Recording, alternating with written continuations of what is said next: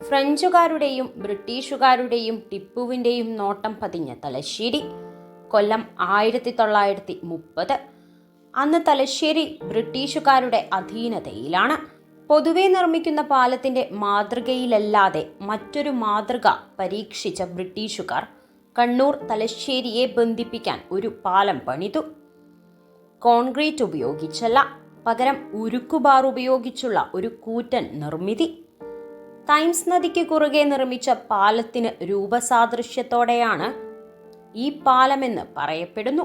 പാലം പണിത എഞ്ചിനീയർമാരിൽ ഒരാളായ TL മൊയ്തുവിന്റെ പേരാണ് ബ്രിട്ടീഷുകാർ പണി പൂർത്തിയായപ്പോൾ ഈ പാലത്തിന് നൽകിയത്. പാലം ഏറെക്കാലം നീണ്ടു നിൽക്കാൻ കഷ്ടിച്ച് ഒരു ഭാരവാഹനത്തിന് മാത്രം പോകാവുന്ന രീതിയിലാണ് നിർമ്മാണം. ഒരു വാഹനം പാലത്തിലൂടെ കടന്നു പോകുമ്പോൾ അപ്പുറം മറ്റു വാഹനങ്ങൾ കാത്തു നിൽക്കണമെന്നായിരുന്നു തീരുമാനം. പാലത്തിന്റെ സുരക്ഷയെ കരുതിയാണ് ഇത്തരത്തിലെ നിർമ്മാണം. ബ്രിട്ടീഷുകാരുടെ ആ തീരുമാനം ഏതായാലും ശരിയായി മാറി. ഇന്നും മൊയ്തു പാലം തലയെടുപ്പോടെ ദേശീയപാത 17 കണ്ണൂർ തലശ്ശേരി നഗരങ്ങളെ ബന്ധിപ്പിച്ച് നിൽക്കുന്നു. കാലം കടന്നുപോയി.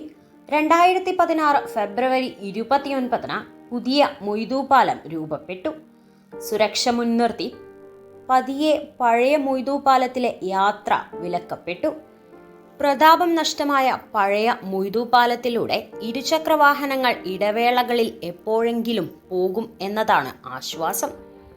10 വർഷത്തോളം ഉപയോഗിക്കാതെ കിടക്കുന്ന മൊയ്തു പാലം പുതുജീവിതത്തിലേക്ക് നടന്നു വരികയാണിപ്പോൾ. ചരിത്രത്തിന്റെ സ്പന്ദനം നിറഞ്ഞ പഴയ മൊയ്തു പാലത്തെ യവനികയിൽ മറയ്ക്കാൻ സംസ്ഥാന സർക്കാർ തയ്യാറല്ല. മറിച്ച് ബ്രിഡ്ജ് ടൂറിസം എന്ന വലിയ വിനോദസഞ്ചാരത്തിലേക്ക് ഈ പാലത്തിലൂടെ പോകാനുള്ള തയ്യാറെടുപ്പ് അതിവേഗം തുടരുന്നു. പാലം ബലപ്പെടുത്തി ബ്രിഡ്ജ് ടൂറിസം പദ്ധതി നടപ്പായാൽ തലശ്ശേരി മണ്ണിനെ കാത്തിരിക്കുന്നത് ചരിത്രത്തിന്റെ മറ്റൊരു ഏടാണ്.